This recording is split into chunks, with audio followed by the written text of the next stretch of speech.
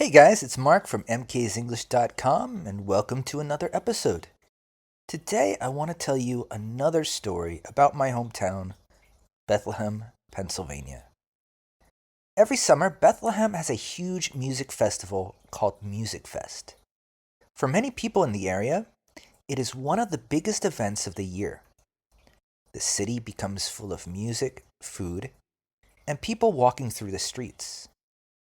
When you visit, it feels simple. You hear music. You see people having fun. You eat food from different places. But behind the scenes, there is a huge amount of planning. Preparing for a festival like Musikfest takes many people.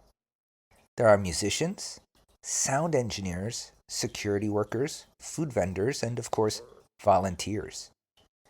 Everyone has a job. The organizers need to think about many things.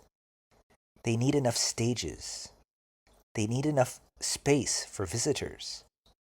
They need enough workers. And they also need to make sure that everyone has a good experience. A festival needs many resources. It needs many speakers and microphones. It needs many lights. It needs many signs to help people find their way. It also needs some extra equipment in case something goes wrong. One of the most difficult things to manage is time. There are many performances, and each one has a schedule. The organizers do not have much extra time. If one performance finishes late, it can affect the next one. So everyone needs to work together. When I think about Musikfest, I remember walking around Bethlehem on a summer evening. There were many people on the streets. There was music coming from different areas. There were small stands selling foods and drinks. Personal favorite of mine, funnel cake. Some people came to see famous musicians. Other people just came to enjoy the atmosphere. The festival was large, but it still felt like a community event. There were people from different backgrounds enjoying the same experience.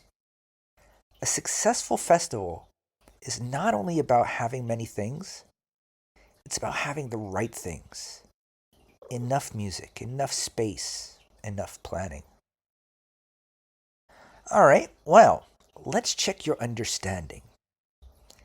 You can go back and listen to that story one more time, if you need to. But let me ask you a few questions. Question number 1.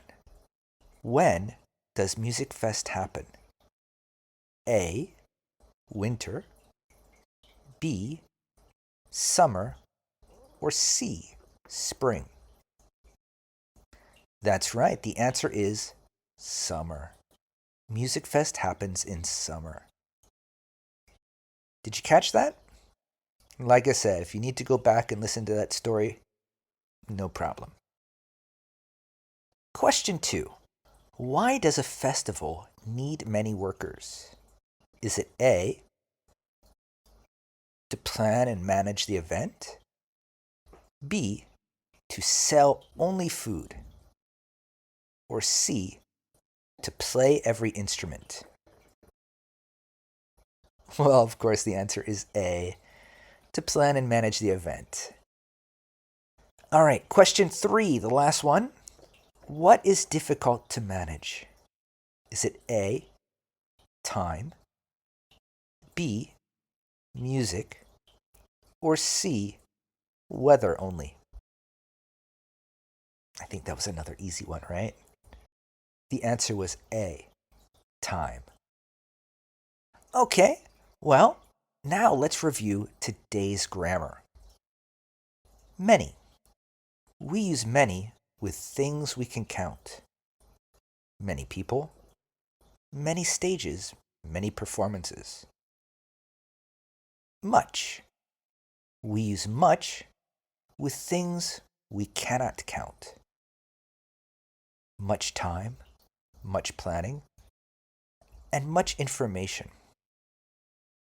Some. We use some for an amount. Some food. Some equipment. Any.